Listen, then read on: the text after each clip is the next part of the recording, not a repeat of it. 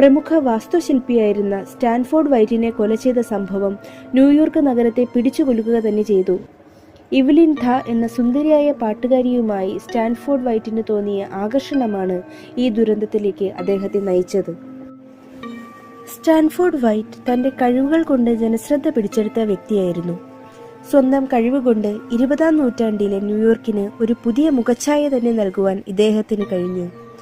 അദ്ദേഹത്തിന്റെ സൃഷ്ടികളിൽ പ്രധാനപ്പെട്ട ഒന്നാണ് ലോകപ്രശസ്തമായ മാഡിസൺ സ്ക്വയർ ഗാർഡൻ.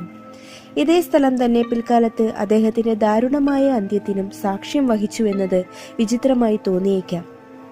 സാങ്കേതികമായി വൈദഗ്ധ്യം പ്രകടിപ്പിച്ചിരുന്ന സ്റ്റാൻഫോർഡ് കാഴ്ചയിൽ അരോഗദൃഢഗാത്രനും സുന്ദരനുമായിരുന്നു.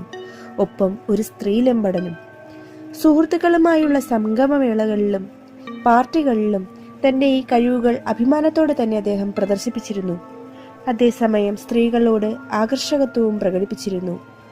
ഈ ദൗർബല്യമാണ് ഈവ്ലീനുമായി അദ്ദേഹത്തെ അടുപ്പിച്ചത്. 16-കാരിയായ ഈ സുന്ദരിയുമായുള്ള അടുപ്പം നീണ്ടുപോകുകയും അത് ഇരുവരെയും അസന്മാർഗിക വൃത്തികൾക്ക് പ്രേരിപ്പിക്കുകയും ചെയ്തു.